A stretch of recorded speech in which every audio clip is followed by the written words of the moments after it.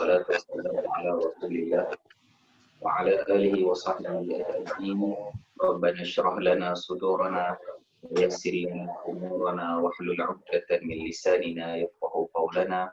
اللهم علمنا ما ينفعنا وانفعنا بما علمتنا وارزقنا علما يا عليم يا رب العالمين.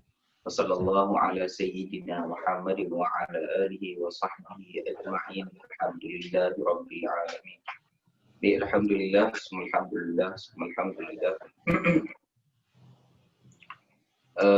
Kita dah dalam surah, masih dalam Al-Quraish, iaitu surah yang ke-106 daripada 114 surah.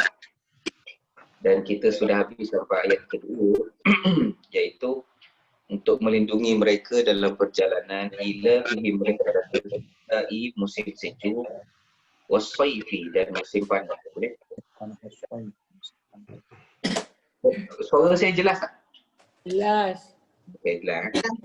Jadi kaum Quraisy ni pada umumnya adalah kaum saudagar yang negerinya Mekah terletak di tengah. Dan kalau Mekah kita tengok dia dekat. Jadi secara umum kita faham bahawa orang Arab Quraisy ni dia duduk kat Mekah. Jadi Mekah ni dia duduk tengah-tengah di antara Syam, dekat utara dia Syam. Syam ni Palestin, Jordan, Syria, semua tu masuk kat dalam Syam. Kemudian apa tadi? Jadi belah selatan dia ada pula Yaman. Jadi sejak sekian lama sebelum Islam mereka telah menghubungkan di antara dua tersebutlah. Kedua negeri itu, Syam di utara adalah pintu perniagaan yang akan melanjutkan sampai ke Laut Tengah, Laut Mediterranean itulah. Dan negeri-negeri belah barat, Yaman, ibu kotanya sejak dahulu biasanya dipanggil sebagai Syan'a. Di selatan membuka jalan untuk ke timur sampai ke India. Bahkan lebih jauh daripada itu sampai ke Tiongkok. Tiongkok kat mana tu? Tiongkok kat mana? China. Cina. Okey, Tiongkok. Sampai ke Tiongkok.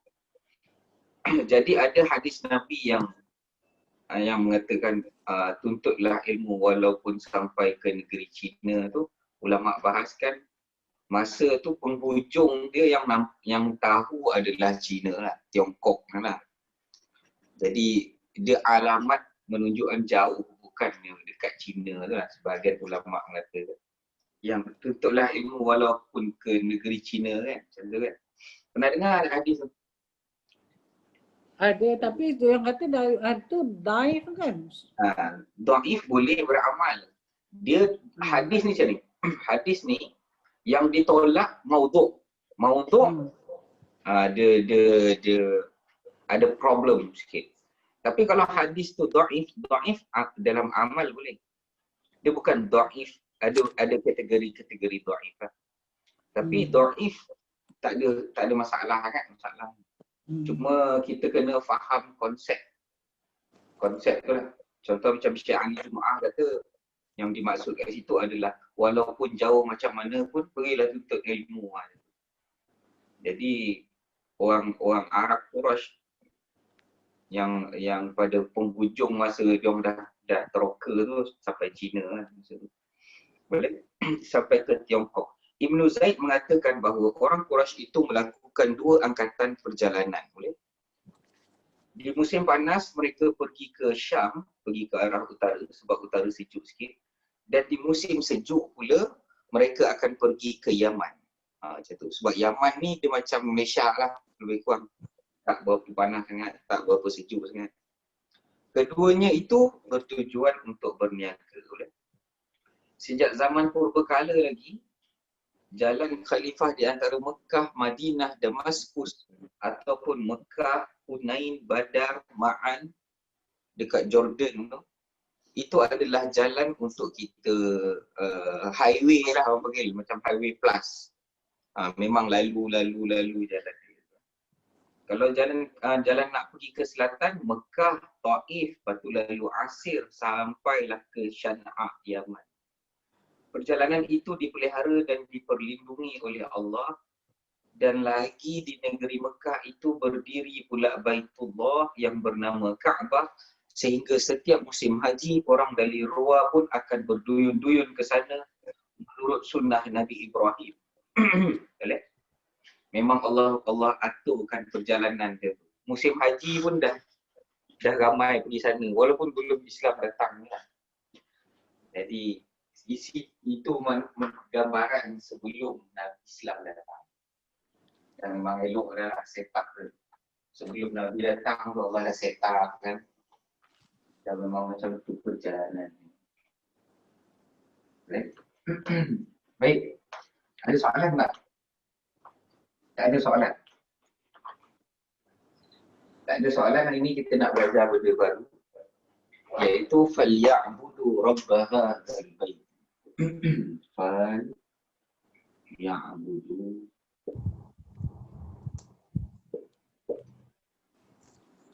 رَبَّ هَذَا.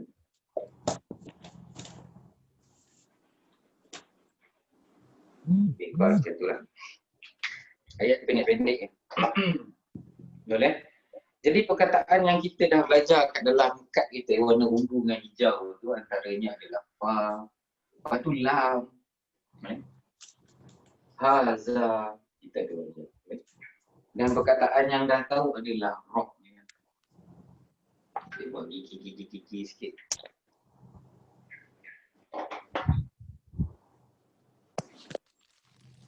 Dan baik dekat sini adalah Kaabah.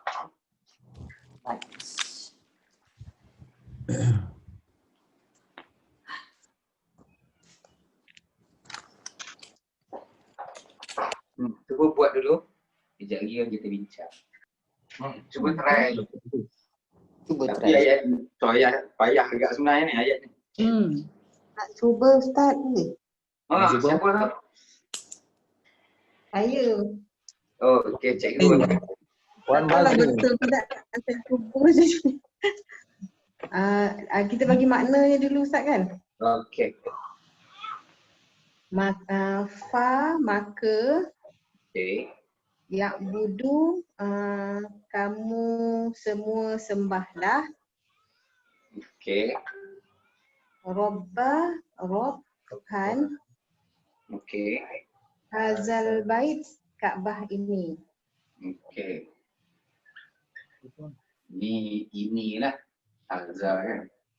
Maka fa tu fa maka. Okey. Lam tu lam apa jumpa dia tu? Jazam kot.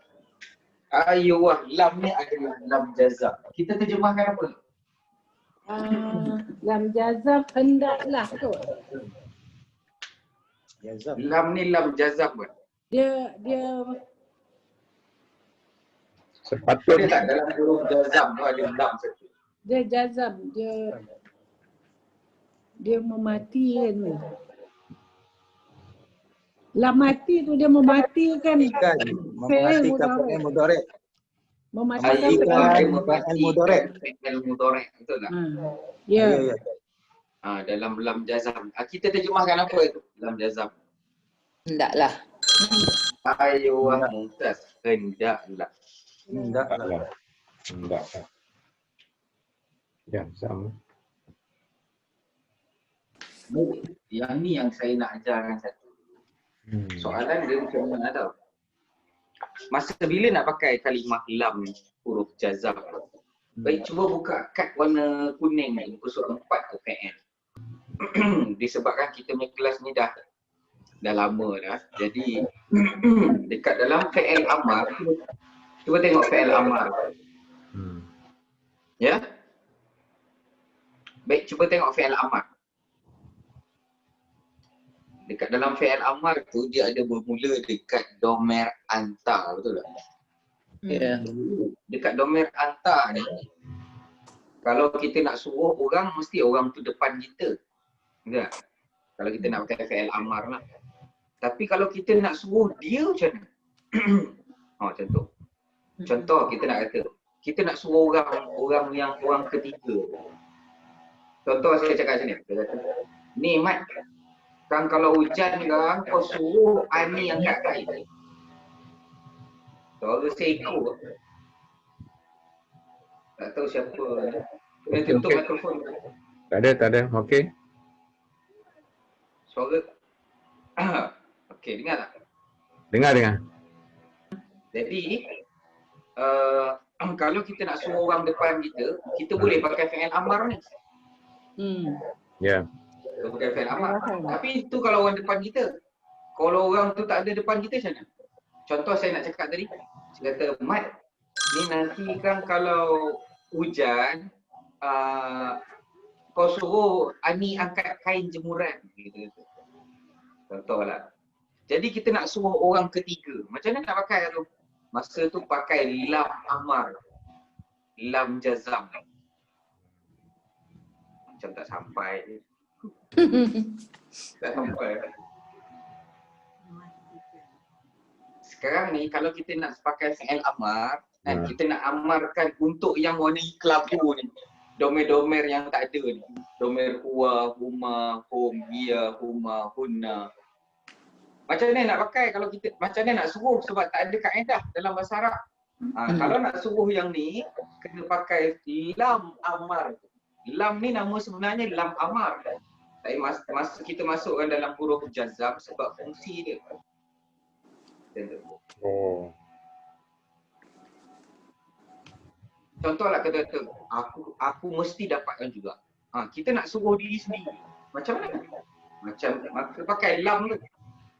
Kita pakai lam tu letak sebelum tu, lepas tu pakai fi'il mudhari'.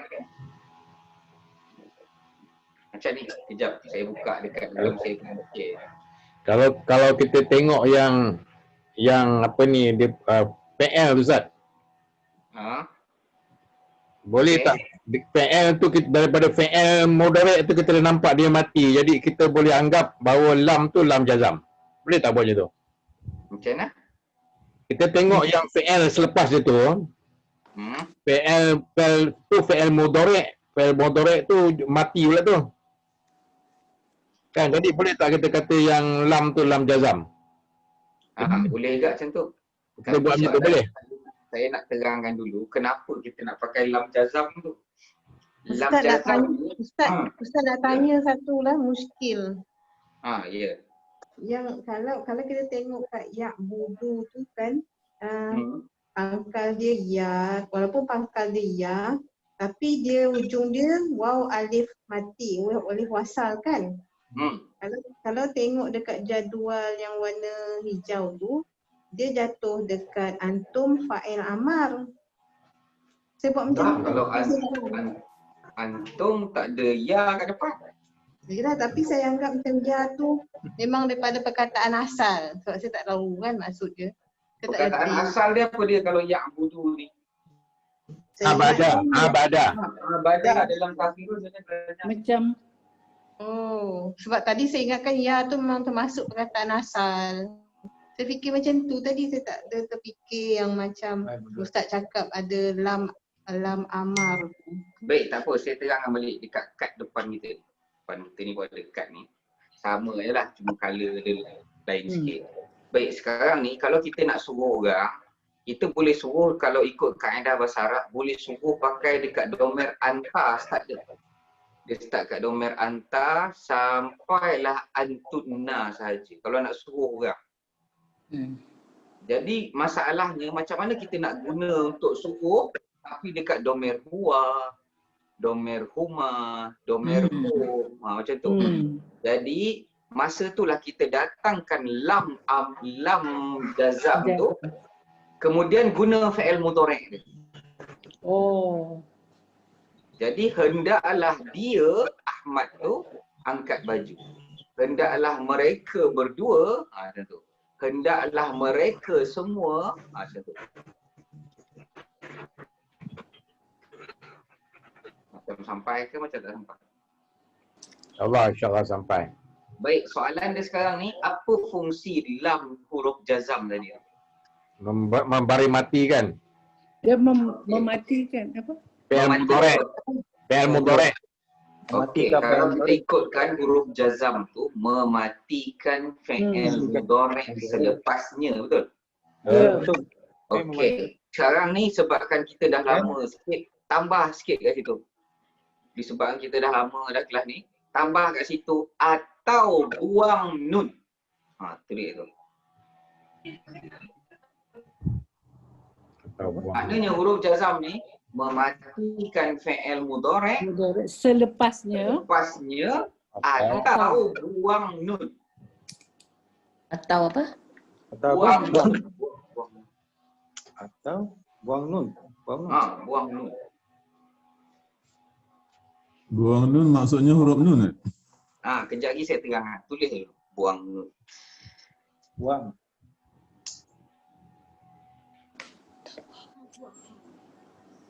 Boleh? Dah saling kan begitu?